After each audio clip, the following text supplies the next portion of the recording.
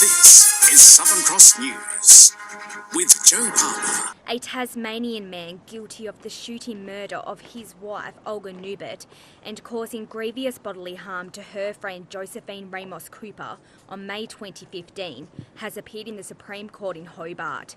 74-year-old Klaus Dieter Newbert will now be representing himself, his lawyer walking off the job this morning. Mrs Cooper is seeking damages, claiming the injury to her right hand was severe as a result of the shooting, impacting on her physically and psychologically. Josephine's husband, Roger Cooper, gave evidence today, telling the court when he arrived at the Royal Hobart Hospital after the shooting incident, he found his wife hysterical and says she was a complete mess. He says to this day she has not gone back to the Newtown Road where the incident happened, as she is severely frightened, to the point where they always drive an alternative route. The hearing continues. This is the aftermath of an arson attack, blackened window sills and charred walls, the ugly fallout of a suspected feud. Male person has exited a white two-door Mitsubishi Lancer and walked up to the house, thrown a rock through the window and then what appears to be a Molotov cocktail through the lounge room window. The Tasmania Fire Service arrived at the scene early this morning to find the property well alight.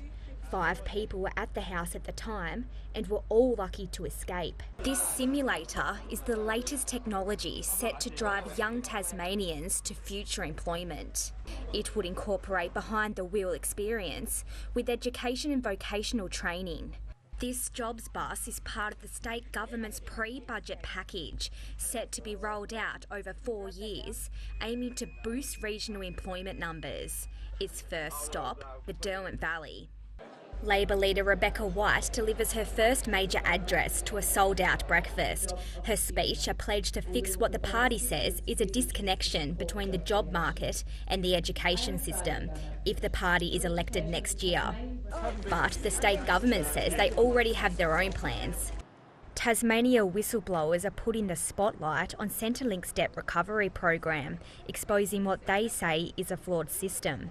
Following complaints to his office, independent MP Andrew Wilkes responded, writing a letter to the Commonwealth Ombudsman to investigate claims that staff are being set daily debt notice quotas and are encouraged to work overtime. This pilot may only be 17 years old, but he's set to embark on one massive expedition. Oliver has been flying for 3 years and only gained his full pilot's licence 2 weeks ago, but he's confident he has what it takes. The restoration process started 15 years ago and involved almost completely rebuilding the vessel.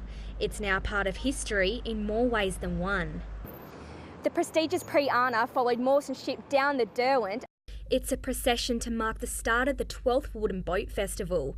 Thousands of visitors flocking to the waterfront to take in marine history showcased on the River Derwent. The barracks was originally built as a hospital for invalid convicts, the building predating Port Arthur. But it's not just about the building's history of the site for many, also the stories behind the walls. An archaeological dig by Flinders University is hoping to uncover the tales. Private Arthur Adams, a Tasmanian soldier killed in action at Anzac Cove in 1915, is being commemorated. The private was part of the 12th Battalion and was just 22 years old. He was missing in action for a year, and it wasn't until 1916 that he was pronounced deceased by a court of inquiry. More than 3,000 Tasmanians are diagnosed with cancer every year. Relay for Life is a chance for survivors, their families and those battling the disease to fight back. A splash of colour for a worthy cause.